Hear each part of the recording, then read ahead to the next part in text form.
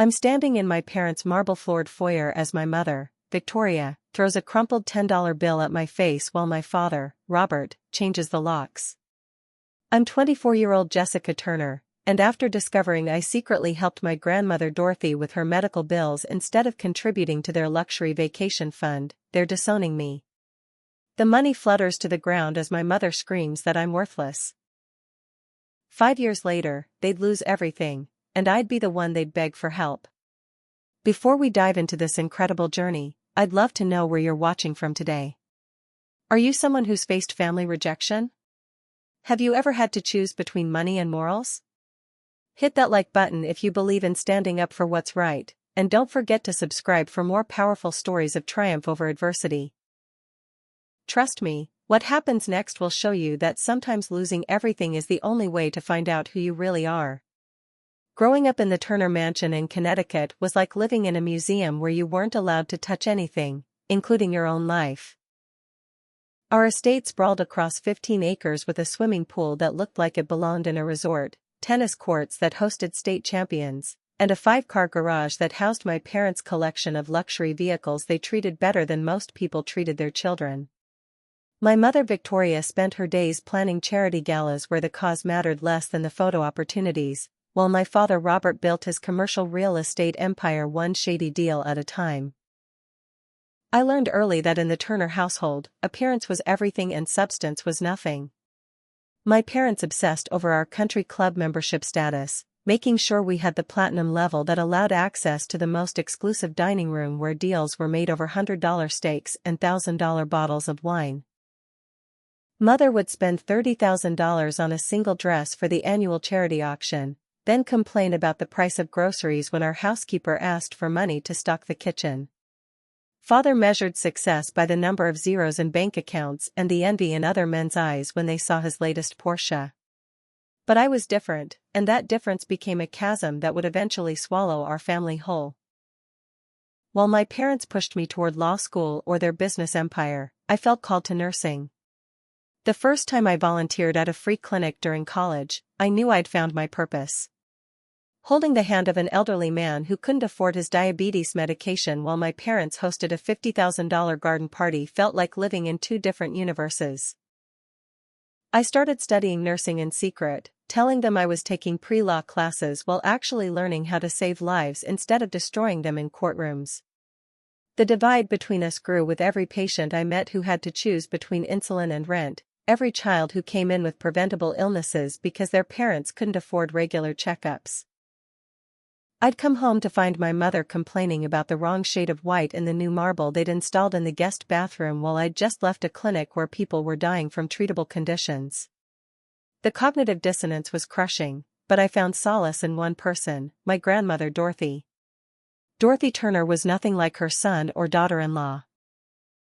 Despite having access to the family wealth, she lived modestly in a small cottage on the edge of our property, growing her own vegetables and mending her own clothes. She was the only one who supported my dreams of becoming a nurse, often saying that healing others was the highest calling anyone could answer. When I'd sneak over to her cottage after particularly brutal family dinners where my career choice was mocked, she'd make me tea and remind me that money without purpose was just fancy paper. Everything unraveled when my parents discovered I'd been secretly funneling my trust fund allowance to help Dorothy with her cancer treatments. She'd been diagnosed with stage 3 breast cancer and refused to ask my parents for help, knowing they'd use it as leverage to control her. I'd been covering her chemotherapy co-pays, hiring private nurses, and ensuring she had the best care possible without the family power plays. For 6 months, I'd managed to keep it secret, but secrets in the Turner family had a way of surfacing at the worst possible moments. The confrontation happened on a Thursday evening in October. I'd just returned from a 12-hour shift at the hospital, exhausted but fulfilled after helping deliver twins to a single mother who'd gripped my hand like I was her lifeline. I found my parents waiting in the formal living room, a room we only used for serious conversations and hosting important guests. Mother sat rigid on the antique sofa, her face a mask of controlled fury, while father paced behind her like a predator stalking prey. Between them on the coffee table lay bank statements, highlighted and annotated with the precision of a forensic accountant. Explain this, Mother said, her voice arctic as she gestured to the papers. Each highlighted transaction was a payment I'd made for Dorothy's treatment, and seeing them laid out like evidence in a criminal trial made my stomach turn. I straightened my shoulders and met her gaze directly, knowing this moment had been inevitable from the first time I'd chosen compassion over cash. I'm helping Grandma Dorothy with her medical bills, I said simply, refusing to apologize for doing the right thing. The explosion was immediate and volcanic. Mother launched into a tirade about betrayal and ingratitude, how they'd given me everything and I'd thrown it back in their faces. Father's voice boomed about fiscal responsibility and family obligations, conveniently forgetting that Dorothy was family too. They called me naive, stupid, reckless with money that wasn't really mine to give. The irony of being lectured about money by people who spent more on wine than most families spent on housing wasn't lost on me, but pointing that out only fueled their rage. The extended family got involved within hours, like vultures circling a fresh carcass. Aunt Bethany, my father's sister who'd married into old money and never let anyone forget it, called to express her disappointment in my choices. Uncle James, her husband who'd never worked a day in his life, sent a condescending email about the importance of maintaining family standards. My cousins Whitney and Blake, twins who'd been raised to believe their trust funds were personality traits, posted passive-aggressive social media updates about family members who don't appreciate their blessings. By the end of the week, my parents had issued their ultimatum: stop the payments to Dorothy, return to law school, and fall in line with family expectations, or lose everything. They presented it like a business negotiation, complete with a written agreement I was supposed to sign. The document essentially made me a well-dressed puppet, dancing to their tune in exchange for financial security. I read through all 12 pages, noting how they'd even included clauses about who I could date and where I could live. When I finished, I set the papers down and signed and looked at the two people who'd given me life but had never truly known me. I choose Grandma Dorothy, I said quietly. I choose my patience. I choose the life where I can look at myself in the mirror without seeing a stranger. The silence that followed was deafening, broken only by the ticking of the grandfather clock that had been in the family for generations. Mother's face went from red to white to an alarming shade of purple, while Father's jaw clenched so tight I thought his teeth might shatter. They gave me 1 hour to reconsider, and I spent it in Dorothy's cottage, holding her frail hand and promising I'd never regret choosing love over money. When I returned to the main house, the stage was set for my exile, though I didn't yet know just how brutal it would be. The eviction from my childhood home was orchestrated with the same cold efficiency my father brought to his business dealings. 2 security guards, men I'd known since I was 10 and who used to sneak me extra cookies from the kitchen, now stood stone-faced as they watched me pack a single suitcase.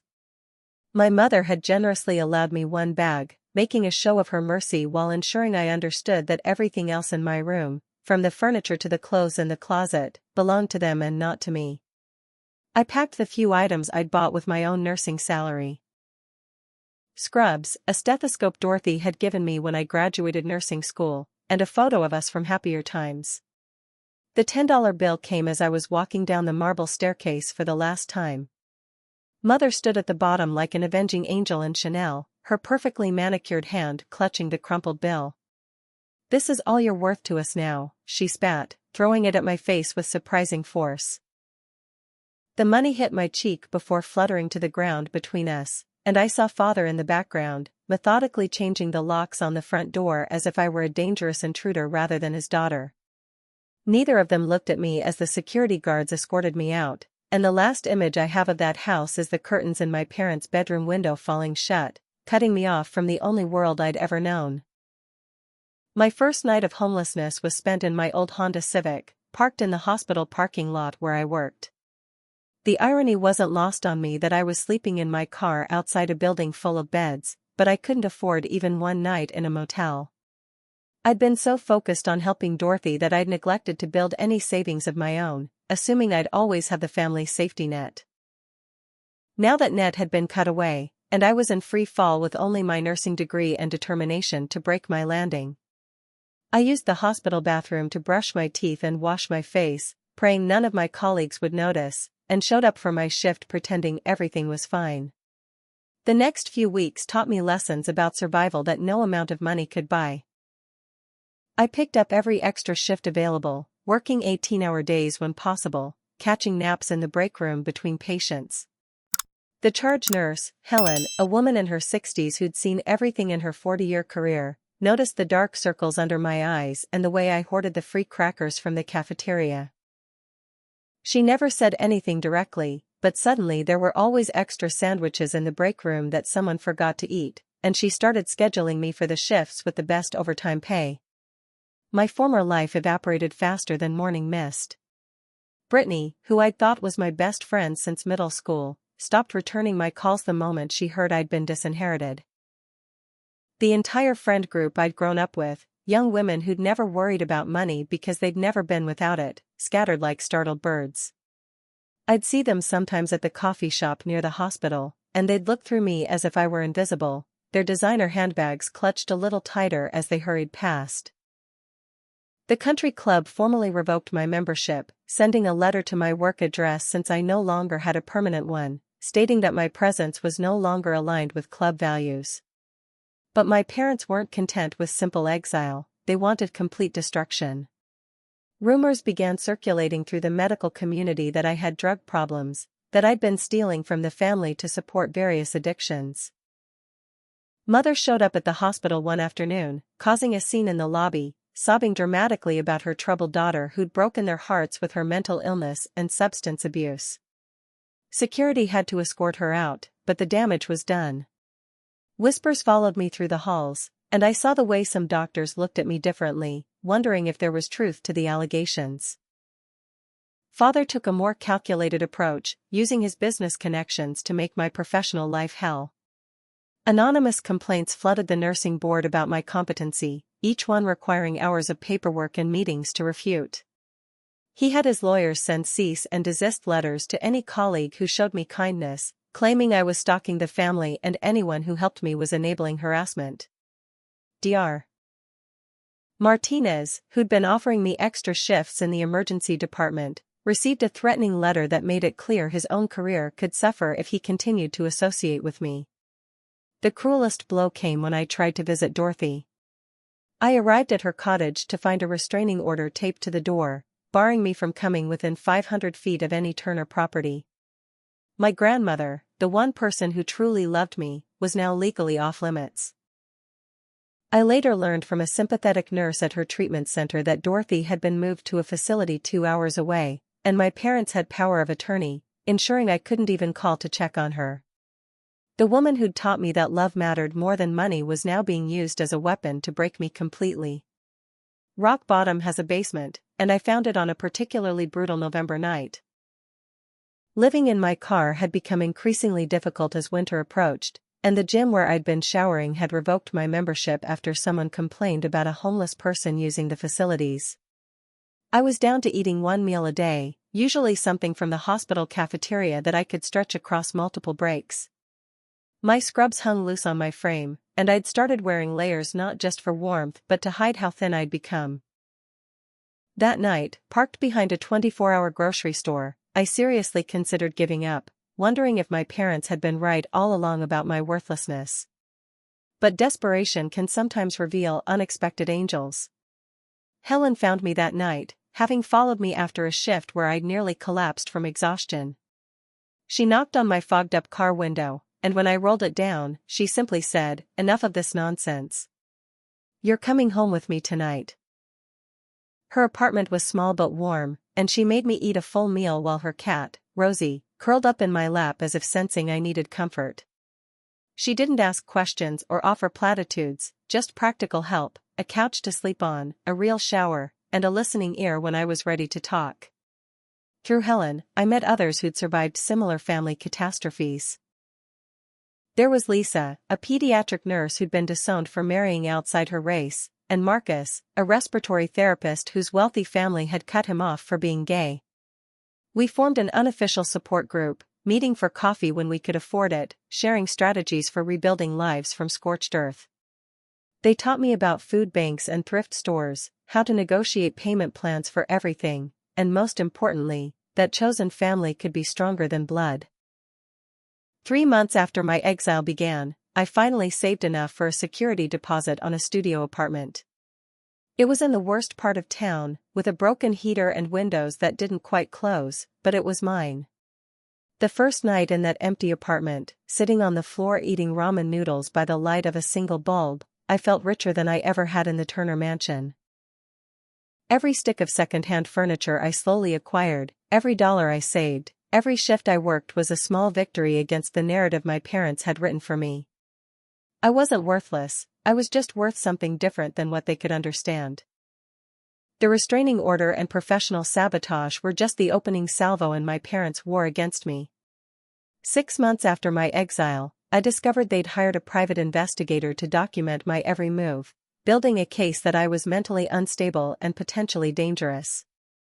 The investigator, a man in a gray sedan who thought he was being subtle, followed me to work, to the grocery store, to the laundromat where I washed my scrubs. I'd catch glimpses of him taking photos, documenting my shabby apartment, my old car, my discount grocery shopping as evidence of my downward spiral. The real betrayal came from Aunt Bethany, who reached out with what seemed like an olive branch. She called one evening, her voice dripping with false concern, saying she disagreed with my parents' harsh treatment and wanted to help. She suggested we meet for coffee, just the two of us, to discuss family reconciliation.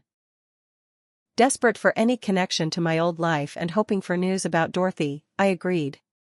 We met at a small cafe downtown, and for an hour, she played the role of the caring aunt perfectly, asking about my work, expressing admiration for my dedication to nursing, even criticizing my parents' materialism. I should have known better when she started asking specific questions about my mental health, whether I was taking any medications, if I'd been seeing a therapist. She framed it as concern, but there was a calculating look in her eyes that reminded me of my father during business negotiations. The trap revealed itself a week later when I received an invitation to my cousin Whitney's wedding, a lavish affair at the country club I'd been banned from. The invitation came with a handwritten note from Bethany, urging me to attend as a step toward family healing.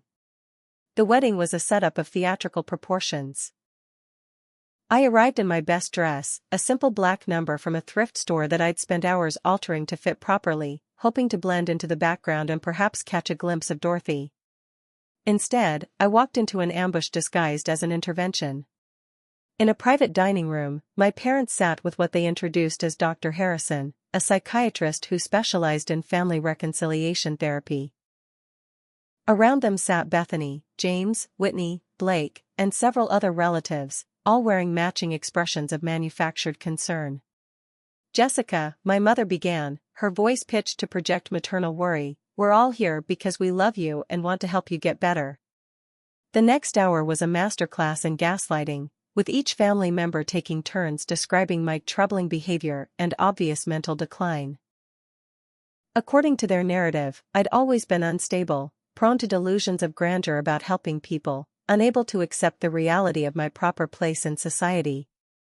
Dr. Harrison, who I later discovered wasn't even licensed in our state, nodded along, occasionally interjecting with psychiatric terms designed to make normal behavior sound pathological. The climax came when they presented me with papers to sign myself into a wellness retreat that was actually a psychiatric facility where they could have me held for evaluation. The documents already had my name filled in, everything prepared for my signature. That's when I realized this wasn't about mental health, it was about control and, more specifically, about Dorothy's inheritance. If they could have me declared mentally incompetent, they could challenge any provisions Dorothy might have made for me in her will. I stood up calmly, surprising them with my composure when they'd expected tears or rage. "This is fascinating," I said, pulling out my phone. "I'm sure the nursing board would be very interested to know that the Turner family is attempting to fraudulently commit a licensed healthcare professional based on manufactured evidence." "Dr. Harrison, is it? I'll be sure to mention your name in my report." The fake psychiatrist went pale, suddenly remembering urgent business elsewhere, and the carefully orchestrated intervention crumbled into chaos. My public humiliation came next, as they'd moved to Plan B, character assassination in front of the entire wedding reception. Father stood up during the toasts, champagne glass in hand, and announced to 200 guests that the family was dealing with a difficult situation involving his daughter's mental health crisis and dangerous delusions. He painted a picture of a troubled young woman who'd rejected help, stolen from family, and was now living in squalor by choice, a cautionary tale about what happens when children reject their parents' wisdom. Mother wiped away theatrical tears as he spoke, the picture of a grieving parent. Security guards appeared before he'd even finished speaking, ready to escort me out like a common criminal. As they approached, I had a choice: leave quietly and let their narrative stand, or fight back. I chose to fight. Standing tall despite the guards flanking me, I addressed the room in my clear nurse's voice, the one I used to calm panicked families. What my father forgot to mention is that I'm a registered nurse who's never been arrested, never used drugs, and whose only crime was helping my dying grandmother pay for cancer treatment. But please, enjoy your champagne that cost more than most people's monthly rent. I have patients to get back to. The walk out of that ballroom, past hundreds of judging eyes and whispered comments, was the longest of my life. But something shifted in that moment. Instead of shame, I felt a strange liberation. They'd played their biggest card, their most public attack, and I'd survived it. Some guests looked troubled by what they'd witnessed, the cracks in the Turner family facade suddenly visible. One elderly woman grabbed my hand as I passed, whispering, "Good for you, dear. Dorothy would be proud." Back at work, the anonymous complaints escalated to a fever pitch. Every minor incident was reported and magnified. A medication given 5 minutes late became negligence, a difficult for insertion became incompetence, a patient complaint about cold coffee became proof of my inability to provide basic care. Each complaint required investigation, documentation, meetings with supervisors. The hospital administration knew what was happening but had to follow protocol, especially since the complaints came with threats of litigation from concerned parties with deep pockets. My salvation came from an unexpected source: Miriam Goldstein, an elderly patient who happened to be a retired paralegal with a particular hatred for bullies. She'd overheard some of the whispers about me and noticed the way certain administrators treated me differently after each new complaint. One evening, as I adjusted her for, she grabbed my hand and said, "Sweetheart, I've seen this before. Rich families using the system to destroy someone. You need to start documenting everything, and I mean everything." Under Miriam's guidance, I began building my own case. Every harassing incident, every false complaint, every piece of evidence showing the coordinated nature of the attacks. She taught me about defamation law, malicious prosecution, and abuse of process. More importantly, she connected me with her nephew, a civil rights attorney who took my case pro bono after reviewing the evidence. The tables were slowly turning, though my family didn't know it yet. Other nurses who'd experienced similar family abuse began reaching out, creating an informal support network. There was Janet, whose millionaire parents had disowned her for refusing an arranged marriage, and Ahmed, whose family had cut him off for choosing nursing over medical school. We met monthly in the hospital cafeteria, sharing resources and strategies, proof that chosen family could provide what blood family wouldn't. These connections would prove invaluable when the real revelations about my father's business practices came to light. The discovery of my father's embezzlement came through pure accident. A patient in the cardiac unit turned out to be a forensic accountant who'd been hired to investigate irregularities in one of father's real estate investment firms. Stress from the investigation had triggered his heart attack, and in his medicated honesty, he revealed details about millions in missing funds, shell companies, and fraudulent property deals. He didn't know I was Robert Turner's daughter, and I didn't enlighten him, but I did start paying attention to the business news with new interest. Everything I learned confirmed what I'd always suspected but never wanted to admit: the Turner fortune was built on foundations of sand and fraud. The charity galas were fronts for money laundering, the business deals involved bribing city officials, and the lifestyle my parents so desperately protected was financed by other people's losses. Dorothy must have known, which explained why she lived so modestly, trying to distance herself from the tainted wealth. My exile wasn't just about punishing disobedience, It was about eliminating a potential witness who might develop a conscience. The revelation about my father's criminal activities lit a fire under my determination to build something meaningful from the wreckage of my old life. I threw myself into my nursing career with renewed purpose, volunteering for the most challenging shifts, the difficult patients others avoided, the emergencies that tested every skill I'd learned. Each life saved, each family comforted, each small victory in the face of death was a repudiation of everything my parents stood for. Where they destroyed, I healed. Where they took, I gave.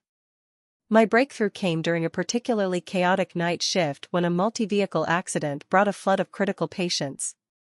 Among them was a 3-year-old girl, Emma, whose injuries were so severe that even seasoned doctors were preparing her parents for the worst. Something about her reminded me of myself at that age, before money had poisoned everything, when life was simple and love was unconditional. I refused to give up, working through my break, monitoring her vitals obsessively, noticing subtle changes others might have missed. When her blood pressure crashed, I was ready, alerting the team seconds before full cardiac arrest, giving them the crucial moments needed to save her life. The incident earned me recognition from the hospital administration, but more importantly, it caught the attention of Helen, who'd been planning to retire but had one last project in mind.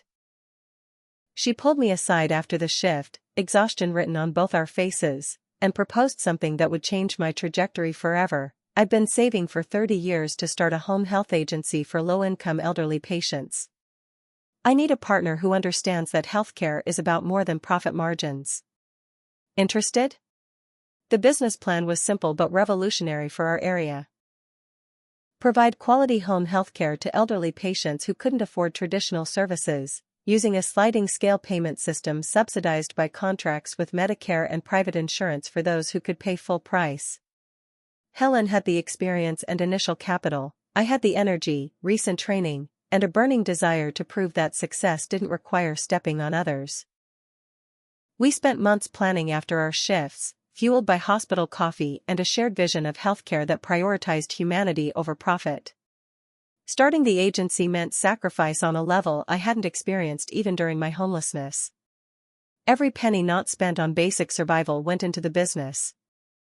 I moved to an even smaller apartment to save on rent, ate rice and beans for weeks at a time, wore the same 3 sets of scrubs in rotation until they literally fell apart. But unlike the deprivation my parents had forced on me, this was chosen sacrifice with a purpose. Each dollar saved was a dollar closer to helping someone's grandmother age with dignity in their own home. My education continued in parallel, with night classes for my nurse practitioner degree becoming my only form of entertainment. I studied in laundromats while my clothes washed, in hospital break rooms between shifts, on buses traveling between patient visits. The full scholarship I'd earned through academic excellence and financial need felt like cosmic justice, considering my parents had refused to pay for any education that wasn't law or business. Every A on an exam, every clinical skill mastered, was a small victory against their narrative of my incompetence. Personal happiness seemed like an impossible luxury until Jake Morrison joined our emergency department team. A fellow nurse who'd grown up in foster care and worked his way through school, he understood struggle in ways my former social circle never could. He didn't see my tiny apartment as shameful but admired how I'd made it homey with thrift store finds and dollar store decorations. Our first date was sharing leftover Chinese food in the hospital parking lot between shifts, talking about our dreams for healthcare reform while watching the sunrise. His family, a chosen collection of former foster siblings and mentors, embraced me immediately, showing me what family could look like when built on love rather than blood or money. Within 6 months, our home health agency went from dream to reality. The first patient was Mrs. Chen, an elderly woman with diabetes who'd been repeatedly hospitalized because she couldn't afford regular nursing visits to manage her condition. Seeing her face light up when we told her she could receive care at home for what she could afford, which turned out to be $20 a month and vegetables from her garden, validated every sacrifice. Word spread through the immigrant community, the elderly poor, those who'd given up on a healthcare system that seemed designed to exclude them. Growth came faster than we'd anticipated. Within a year, we'd hired 5 nurses and 3 aides, all carefully selected for their compassion as much as their clinical skills. We operated on razor-thin margins, with Helen and I often foregoing our own salaries to make payroll, but every patient served felt like a blow against the values my parents had tried to instill. We measured success not in profit margins but in hospital readmissions prevented, in families kept together, in dignity preserved for those society had written off as worthless.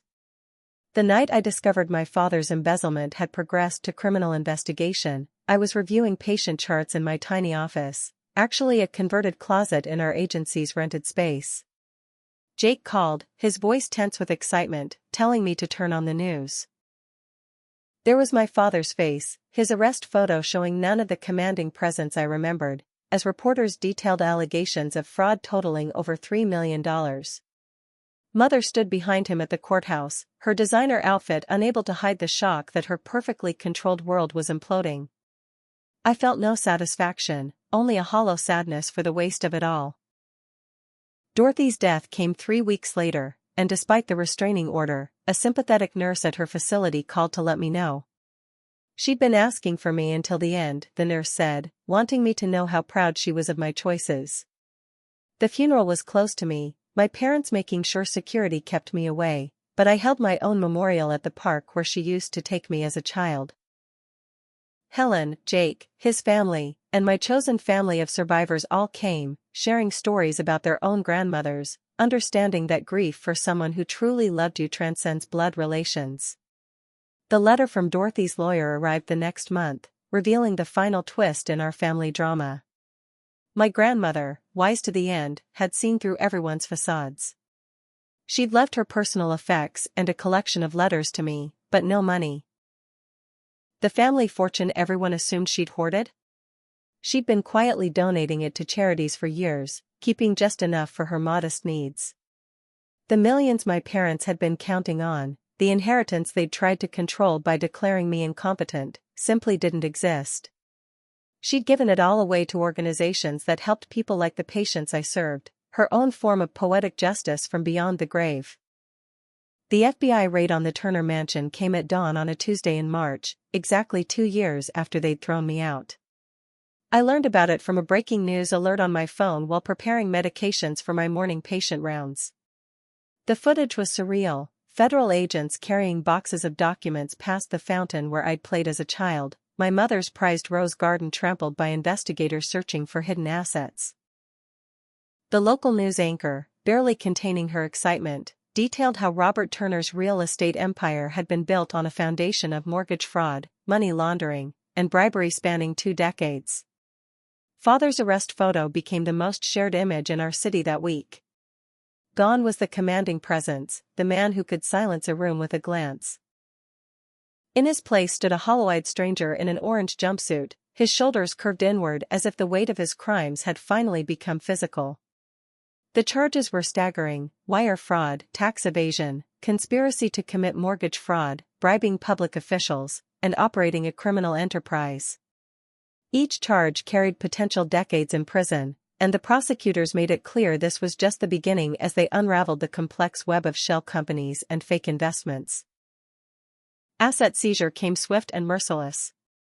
Federal marshals arrived with court orders freezing every account, seizing every property, cataloging every item of value. The mansion, all 5 cars, mother's jewelry collection that she'd valued more than relationships, father's art collection purchased with stolen money, even the country club membership that had meant everything to them. Mother stood in the driveway, designer heels sinking into the grass, screaming at officials who professionally ignored her threats about powerful friends and expensive lawyers.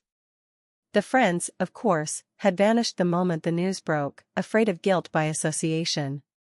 The country club, that bastion of exclusivity where my humiliation had been orchestrated, revoked their membership before the FBI had even finished processing evidence.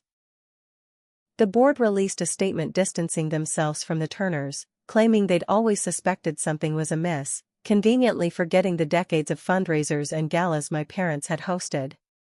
Former friends who'd competed for invitations to Turner parties now pretended they'd barely known them, their social media histories scrubbed of any photos that might connect them to the scandal. In their world, financial crime wasn't the sin, getting caught was. Mother's breakdown played out in public view, each incident more pathetic than the last. First came the arrest for shoplifting groceries from the gourmet market where she'd once spent thousands without blinking. Security footage showed her stuffing imported cheese and organic produce into her designer handbag, her face a mask of entitlement even as store security confronted her. When arrested, she claimed confusion, that she'd simply forgotten to pay, that this was all a misunderstanding because didn't they know who she was? The answer, increasingly, was no, they didn't care. Aunt Bethany and Uncle James, who'd been so eager to participate in my destruction, performed an impressive vanishing act. They liquidated what assets they could and fled to their vacation home in Costa Rica, leaving behind debts and burned bridges. The family fortune they'd married into was revealed to be as illusory as my father's integrity. Cousins Whitney and Blake, raised to believe their trust funds were birthrights, found themselves cut off from accounts that no longer existed, their credit cards declined at restaurants where they'd once held court. Their social media presences, once showcases of wealth and privilege, went dark overnight. The fire sale of family heirlooms revealed another layer of deception. Mother attempted to sell her precious jewelry collection, only to discover that many pieces were high-quality fakes. Father had apparently been replacing genuine items with replicas for years, selling the originals to cover gambling debts and bad investments. The revelation that she'd been wearing costume jewelry while believing herself draped in priceless gems broke something fundamental in Mother's psyche. She'd built her entire identity on possessions that were as fake as the life they'd constructed.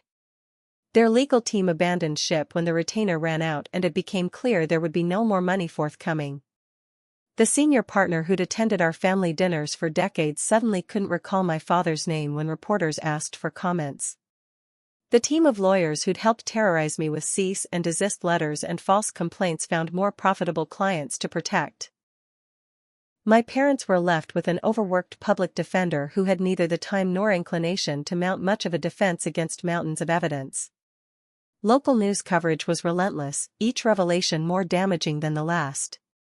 Investigative reporters uncovered victims of father's schemes, elderly couples who'd lost their retirement savings, small business owners driven to bankruptcy by fraudulent deals, families foreclosed upon through predatory lending practices.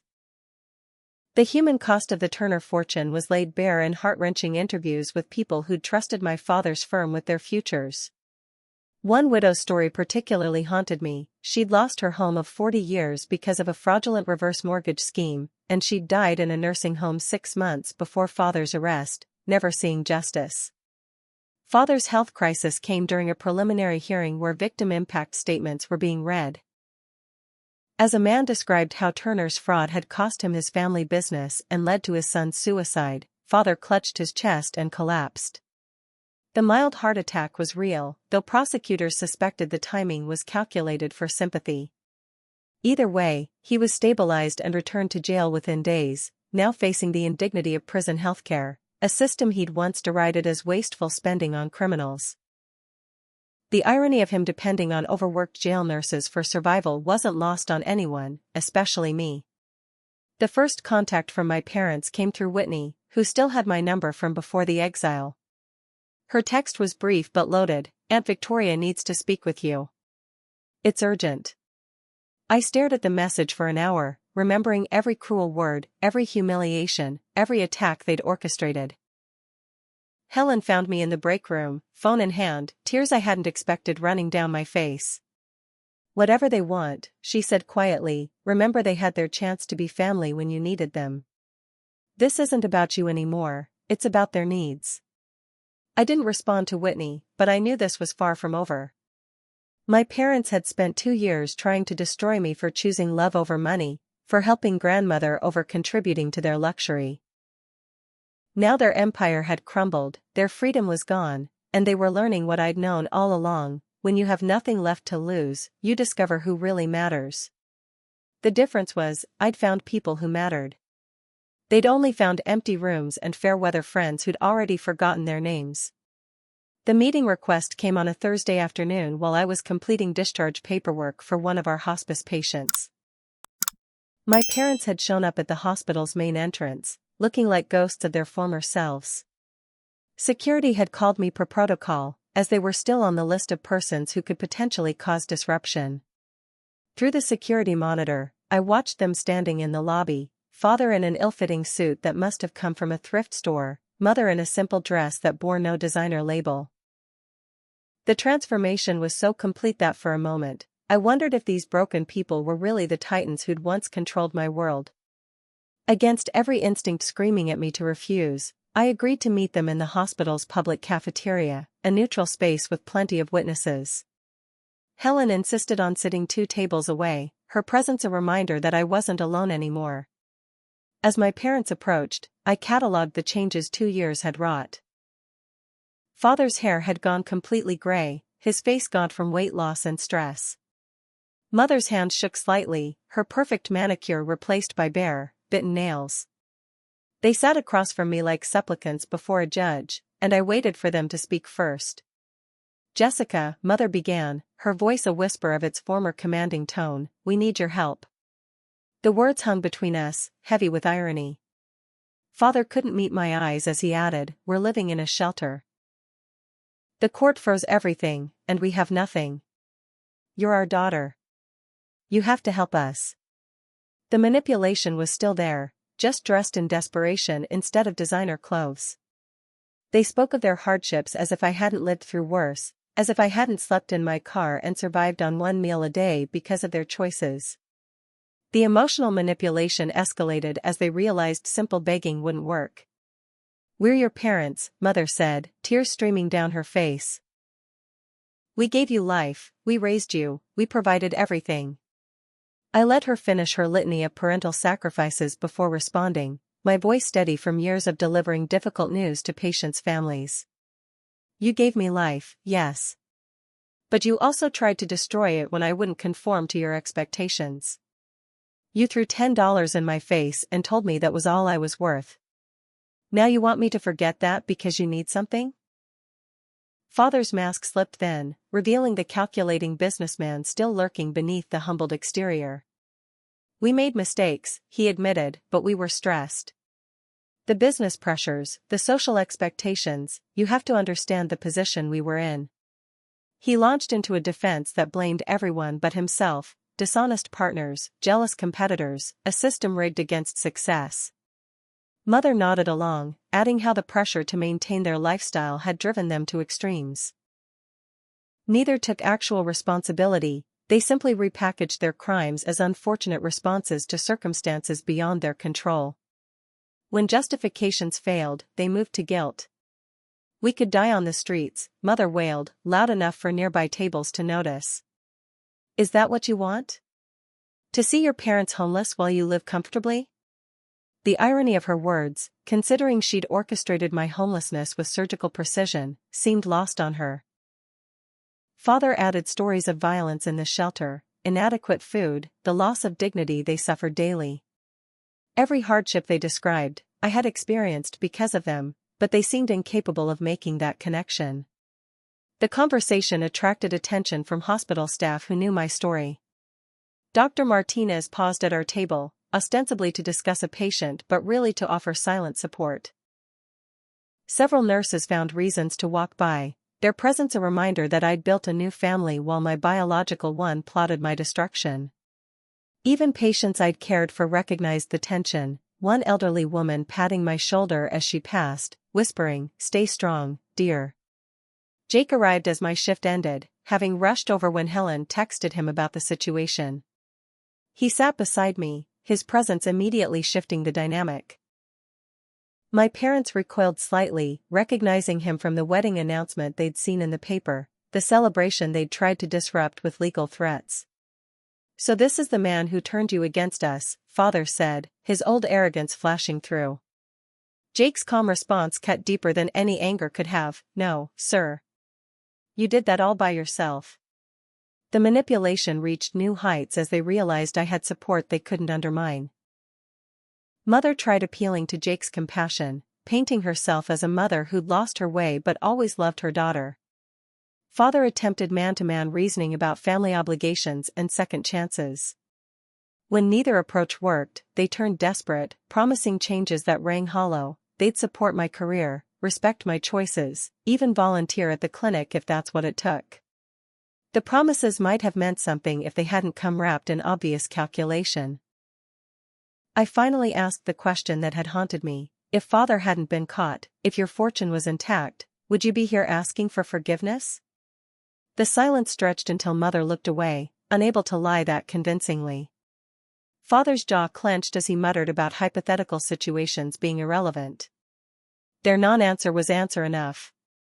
They weren't here because they'd recognized their wrongs, they were here because they needed something I had. Stability, resources, and the respectability they'd once scorned. The test came when I offered them something they didn't expect: information about social services, job training programs, and legitimate resources for people rebuilding their lives. I pulled out a folder I'd prepared, knowing this moment would come eventually, filled with applications for assistance, job listings for people their age, contact information for social workers who specialized in helping elderly people navigate the system. "This is how you rebuild," I said, sliding it across the table. "The same way I did, through work and humility." Their reaction told me everything. Mother pushed the folder away as if it contained poison, while father's face twisted with rage. "We're not common people who need handouts," he spat. "We're your parents. You owe us more than paperwork." The mask fully dropped as they revealed they'd researched my business, knew about its success, and felt entitled to their share as the people who'd given me life. They wanted money, not resources. They wanted rescue, not redemption. They wanted to return to their old lives, not build new ones. When I stood to leave, mother grabbed my wrist with surprising strength. "You'll regret this," she hissed, her carefully constructed victim persona evaporating. "We still have friends, influence. We can make things difficult for you again." Father added his own threats about media attention, how he'd tell anyone who'd listen that their daughter had abandoned them in their time of need. The same weapons they'd always used. Reputation, public perception, the threat of shame. But I'd already survived their worst, and their threats held no power over someone who'd built their life on truth rather than appearances. "Do what you feel you must," I said, gently removing mother's hand from my wrist. "But know that every action you take proves why I made the right choice. You're not homeless because of bad luck or persecution. You're facing consequences for decades of hurting others. I won't enable you to avoid those consequences." I left them sitting in that hospital cafeteria, their threats echoing behind me, but their power over me finally, completely broken. The aftermath was swift and predictable. They started a blog called Betrayed Parents, spinning a narrative where they were victims of an ungrateful daughter who'd been corrupted by liberal healthcare workers. The posts were unhinged rants about family values, the corruption of modern youth, and thinly veiled attacks on my colleagues and patients. It lasted exactly 1 week before their former victims found it and flooded the comments with their own stories of being defrauded. Their attempt at garnering sympathy became another showcase of their crimes, and they shut it down when threatened with additional lawsuits for libel. The summons to Dorothy's lawyer's office came 6 months after her death, long after I'd assumed any legal matters were settled. Mr. Fitzgerald, an elderly man who'd handled the Turner family affairs for decades, looked uncomfortable as he explained the delay. "Your grandmother left specific instructions," he said, sliding a sealed envelope across his mahogany desk. "This was to be delivered only after certain conditions were met. Those conditions have now been satisfied." Inside was a letter in Dorothy's careful script and a set of documents that would change everything. Dorothy's letter began with an apology for the secrecy and pain her silence had caused. She'd known about my father's crimes for years, had tried to convince him to stop, but family loyalty and fear had kept her quiet. The guilt had eaten at her, driving her charitable giving as a form of penance for wealth built on others' suffering. She'd watched my parents corrupt everything they touched and prayed I would be different, that somehow their poison wouldn't infect me. When I'd chosen nursing over their world, she'd seen hope for redemption in the family line. The documents revealed Dorothy's final project, the Turner Foundation for Ethical Healthcare, established quietly in the months before her death. She'd liquidated her remaining assets and placed them in a trust, but not for family enrichment. Instead, the foundation would provide grants to healthcare workers from difficult backgrounds, fund free clinics in underserved areas, and support families dealing with medical bankruptcy. The twist was in the administration. She'd named me as the sole trustee, with a board of advisors drawn from the patients and families my parents had wronged. Among those advisors was Grace Chen, whose parents had lost their restaurant to one of father's predatory loan schemes. She arrived at our first meeting with boxes of documentation, not about her family's losses, but about their recovery and desire to help others avoid similar fates. "Your grandmother found us," she explained. "Helped us rebuild without ever asking for recognition. When she asked if we'd help run a foundation to prevent others from suffering, how could we say no?" The board included similar stories. A contractor who'd been stiffed on payments, a widow who'd been foreclosed on, all people Dorothy had quietly helped while her son destroyed their lives. Media attention shifted when investigative reporter Sandra Williams approached me with a proposal. She'd been covering the Turner scandal but had discovered a deeper story about Dorothy's secret philanthropy and my parents' victims organizing for positive change. "This isn't just about a rich family's fall," she explained. "It's about redemption, justice, and how good can grow from evil's destruction." Her documentary would eventually win awards, but more importantly, it would inspire similar foundations in other cities where wealthy families had built fortunes on others' misery. The story went viral when Sandra's initial article hit the newspapers. The headline, "Disinherited Daughter Builds Empire of Compassion While Parents' Criminal Empire Crumbles," captured public imagination. Donations poured into the foundation from unexpected sources: former Turner business associates wanting to clear their consciences, society matrons who'd attended mothers' galas and suspected the ugly truth, even some of my estranged cousins who'd inherited untainted money from other family branches and wanted to distance themselves from the Turner name's toxicity. Our home health agency became a model for sustainable healthcare, attracting attention from policymakers and healthcare advocates nationwide. We were invited to present at conferences, sharing our sliding scale payment model and philosophy that dignity shouldn't depend on bank accounts. The agency grew from 5 employees to 50, then to 200 across 3 locations. Each expansion meant more elderly people aging in place with dignity, more families staying together through health crises, more proof that success didn't require exploitation. Recognition came in forms that would have horrified my parents but filled me with genuine pride. The State Healthcare Association named me Young Healthcare Leader of the Year, not for profit margins but for innovations in serving vulnerable populations. The award ceremony took place in the same hotel where Mother had once chaired a charity gala, but instead of designer gowns and empty promises, the room filled with nurses in scrubs and patients whose lives had been transformed. Mrs. Rodriguez, one of our first patients, presented the award with hands that shook from Parkinson's but eyes bright with gratitude. The legal system finally recognized the coordinated harassment my family had orchestrated against me. With documentation meticulously gathered over 2 years and testimony from colleagues who'd witnessed the abuse, the court issued comprehensive restraining orders against not just my parents but the entire network of relatives who'd participated in trying to destroy my career. The judge's ruling was scathing, calling their actions a calculated campaign of defamation designed to punish independence and enforce conformity through cruelty.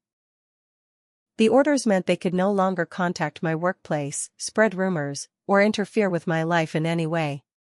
Father's early release due to prison overcrowding came with strict conditions: restitution payments to victims, weekly check-ins with a parole officer, and mandatory financial counseling. The man who'd once controlled millions now had to account for every dollar earned at his job washing dishes in a chain restaurant. He was spotted one evening by a former business associate who posted about the encounter on social media, describing Father's humiliation at being recognized while scrubbing pots. The post went viral in local business circles, a cautionary tale about hubris and justice. Mother's institutionalization came after a public breakdown at the welfare office. Unable to accept her new reality, she'd convinced herself this was all a nightmare from which she'd soon wake. When a social worker gently explained the food stamp application process, Mother had screamed about conspiracies and persecution until security was called. The psychiatric hold revealed years of untreated narcissistic personality disorder masked by wealth and enablers. The state hospital where she spent 3 months was part of the same system she'd once voted to defund, claiming tax dollars shouldn't support weakness. Whitney and Blake's fall followed a predictable pattern. Raised to believe money was their birthright, they turned to increasingly desperate schemes to maintain their lifestyle. Whitney was caught running a fake charity scam, soliciting donations for cancer patients that went straight to her personal accounts. Blake tried to leverage the family name for a fraudulent investment scheme, not realizing the Turner name was now synonymous with crime rather than credibility. Both ended up facing their own legal troubles, their parents too broken and poor to help, learning that criminal tendencies apparently ran in the family DNA. During this time, I quietly arranged for one small mercy. Through the foundation, we established a fund that anonymously paid for my parents' basic medical needs. They would never know their insulin and blood pressure medications came from the daughter they'd discarded, the fortune they'd lost, or the grandmother they'd failed.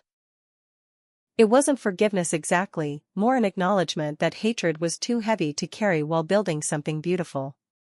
Helen, who helped administer the fund, understood, sometimes the best revenge is refusing to become like them.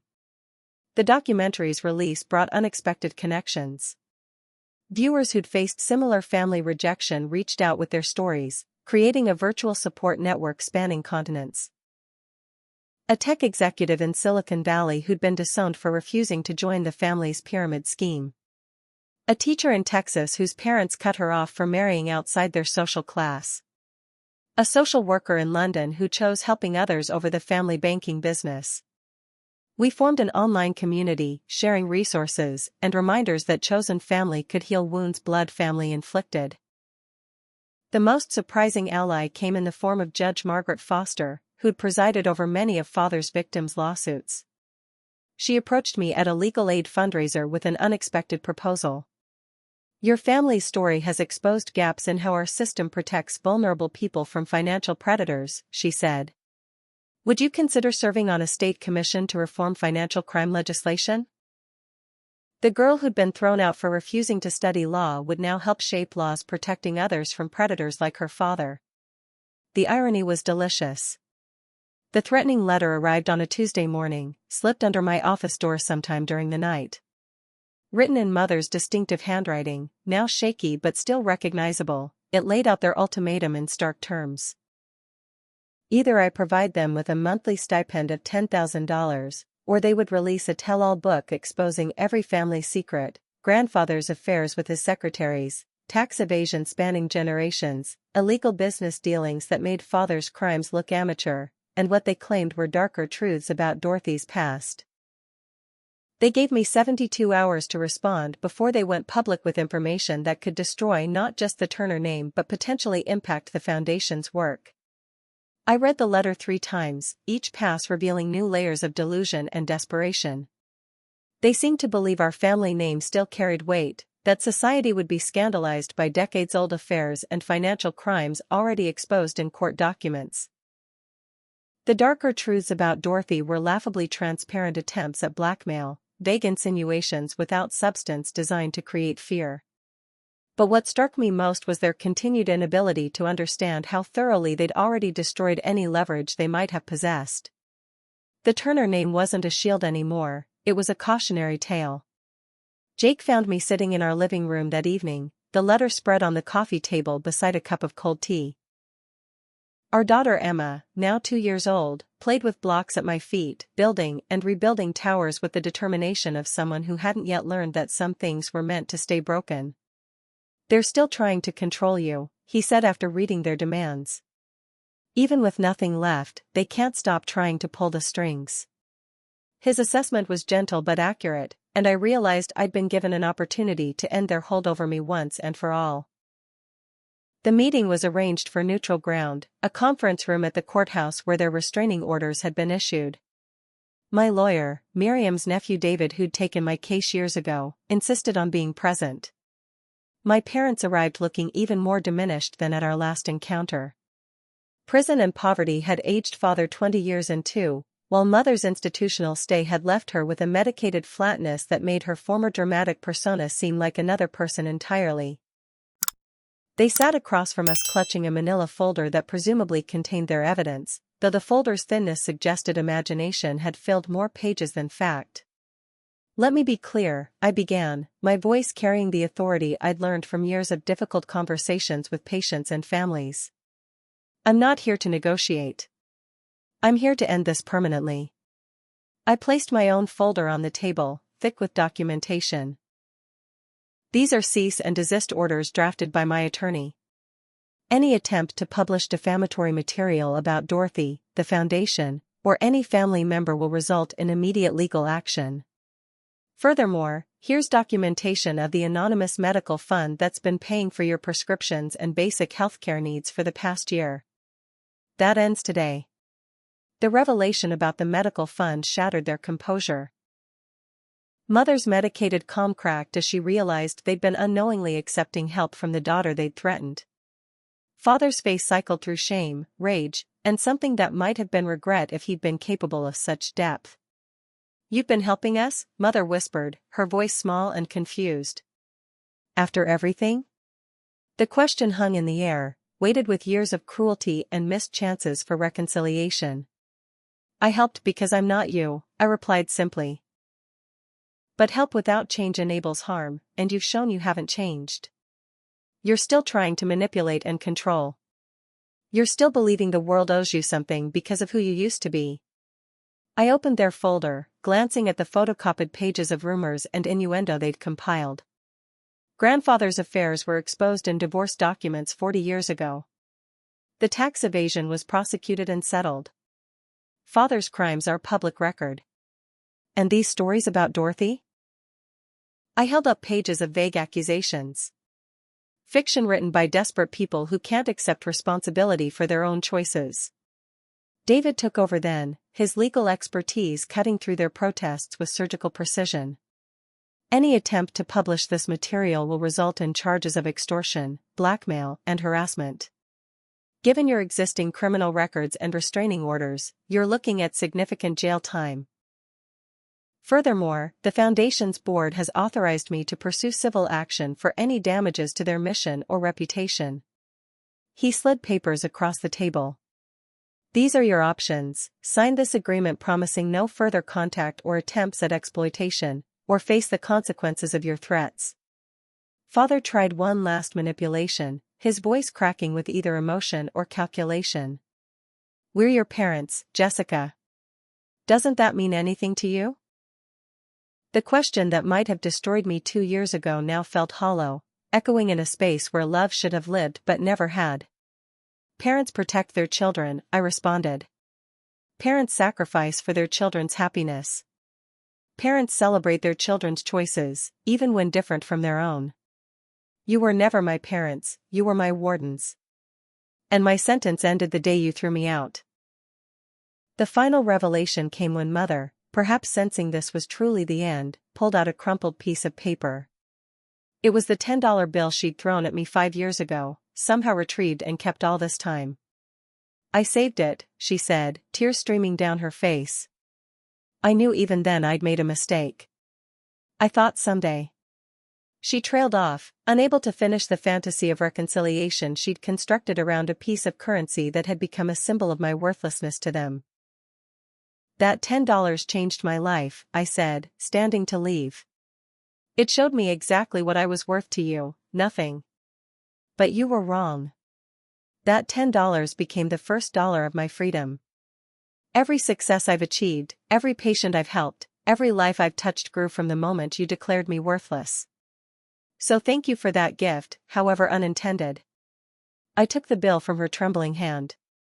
"I'll frame this next to my nursing license and business certificates.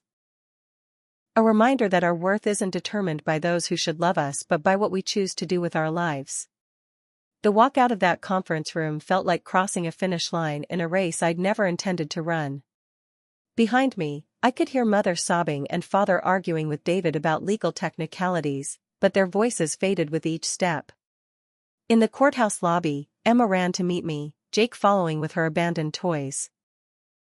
She held up a picture she'd drawn in the children's waiting area, stick figures holding hands under a rainbow. "That's us," she announced proudly. "Our family." In her simple drawing, I saw more love than I'd ever found in the Turner Mansion's formal portraits. 2 months later, news broke that my parents had signed the agreement and moved to a small town 3 states away where no one knew the Turner name. Father found work as a janitor in an office building, the kind of place where he'd once made deals that destroyed lives. Mother volunteered at a local food bank, possibly finding in service to others something she'd never found in service to herself. They sent one final letter through their lawyer, not asking for anything, simply saying they understood my choice and wishing me well. It might have been genuine or might have been another manipulation, but it didn't matter anymore. I filed it away unread, my attention focused on the family I'd built rather than the one I'd survived. 5 years had passed since that October evening when my parents threw $10 in my face and changed the trajectory of my life forever. As I stood in what used to be the Turner family mansion, now transformed into transitional housing for healthcare workers escaping difficult situations, I reflected on the journey that had brought me here. The marble foyer where my humiliation had been staged now welcomed nurses fleeing abusive relationships, medical students disowned by their families, and healthcare workers rebuilding after financial catastrophe. The cold grandeur had been replaced with warm practicality, every room serving a purpose beyond impressing the impressed. The purchase had been possible through the foundation Dorothy established, combined with donations from people inspired by our story. Where Mother's portrait once hung in the formal living room, we'd installed a dedication wall featuring photos of every resident who'd passed through, each face representing someone who'd chosen service over selfishness, healing over hoarding. The country club crowd who'd once gathered here for empty galas would be horrified to see their temple to excess converted into a sanctuary for the struggling, but that horror would have confirmed we'd made the right choice. My own empire, built on the ashes of their destruction, sprawled across 3 states now. Our home healthcare agency employed over 200 people, from nurses and therapists to administrators and support staff.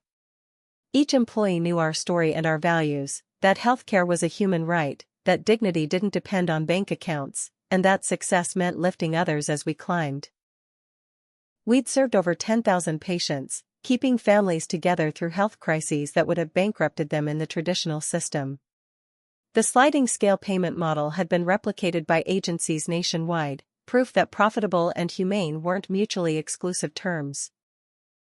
The Turner Foundation for Ethical Healthcare had distributed over $5 million in grants, funding free clinics, supporting healthcare workers' education, and providing emergency assistance to families facing medical bankruptcy. Each grant carried Dorothy's name and values, her posthumous redemption for wealth built on others' pain. The foundation's board, still composed primarily of my father's former victims, had become family to me in ways blood never could. We met monthly for dinners that were part business meeting, part support group, part celebration of resilience over revenge. Emma, now 5, attended the same public school I'd been forbidden to visit as a child, her world already broader than mine had been at 20. She knew our story in age-appropriate pieces. That sometimes families by choice were stronger than families by birth, that money without kindness was worthless paper, that helping others was the greatest privilege anyone could claim. When she'd asked about her grandparents, I'd told her simply that they'd made choices that hurt people, including themselves, and that we loved them from a distance but couldn't have them in our lives. She'd accepted this with the simple wisdom of children, more interested in her chosen grandparents. Helen and her wife, Jake's foster family, and the rotating cast of former patients who'd adopted us as we'd adopted them. Jake and I had married in the hospital chapel where we'd first met, surrounded by colleagues who'd supported us through the hardest years. Instead of the society wedding my parents would have demanded, we'd celebrated with potluck dishes in the hospital cafeteria, dancing to music played by a patient's grandson who was studying violin. Helen gave me away, joking that she was really gaining a daughter rather than losing one. The photos from that day showed genuine joy rather than performed perfection, faces bright with real laughter rather than society smiles. Personal healing had come slowly, through therapy that helped me understand the trauma of growing up in conditional love's shadow. Dr. Sarah Kim, herself a survivor of family rejection, had guided me through the maze of guilt, anger, and grief that comes from losing family who were never really family at all. I'd learned that forgiveness didn't mean forgetting or allowing renewed harm.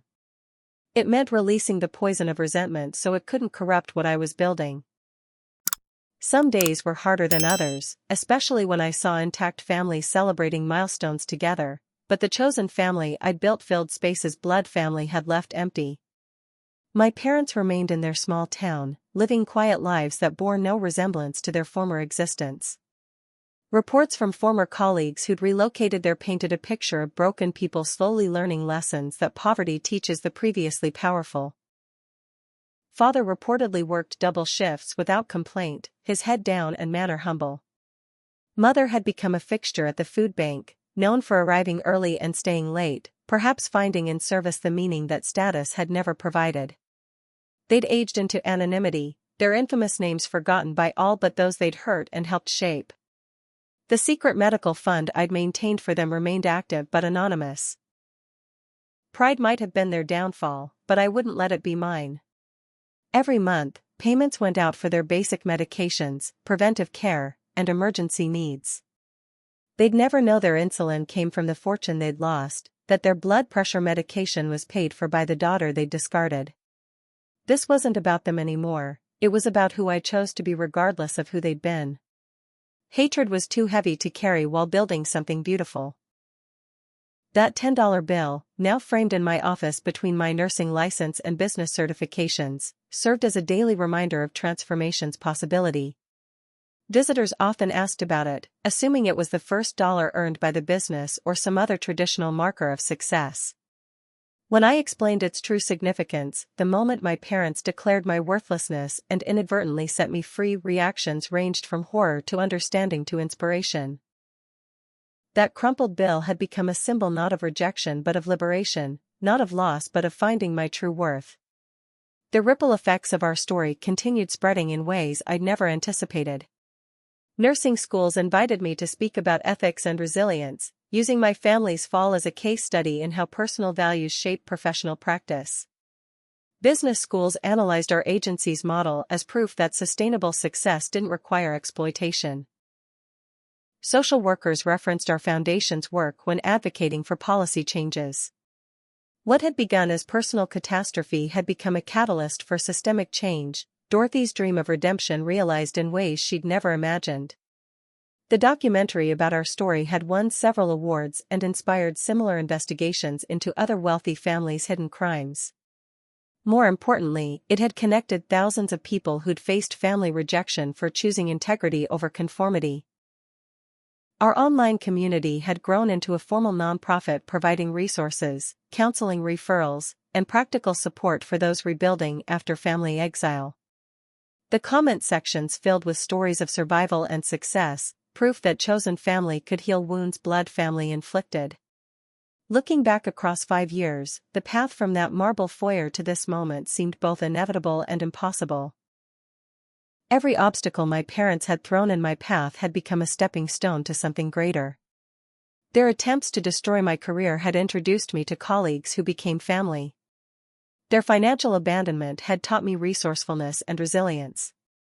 Their public humiliation had freed me from fearing society's judgment. Their final bankruptcy, moral long before financial, had cleared space for building something meaningful on ground they'd poisoned with greed. Sometimes, in quiet moments between the chaos of running multiple organizations and raising a spirited daughter, I wondered what might have been. If my parents had chosen love over money, connection over control, would we have found a way to be a real family? But those wonderings passed quickly, replaced by gratitude for the path actually taken. Their rejection had been a gift wrapped in pain, forcing me to discover strength I'd never have found in their golden cage. The little girl who'd been worth only $10 to them had built an empire of compassion worth millions in lives changed and families preserved.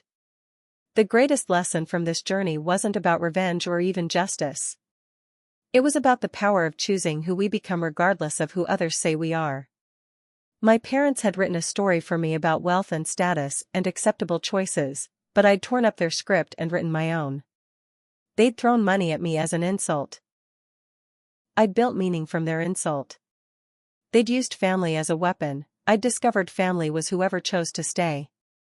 They'd believed worth came from bank accounts. I'd learned it came from hospital beds where I held dying hands and delivery rooms where I welcomed new life. To those facing similar exile from families who confuse love with control, who measure worth in dollars rather than deeds, who build walls instead of bridges. Your value isn't determined by those who should love you but refuse to. Sometimes the greatest gift toxic families give is showing you who not to become.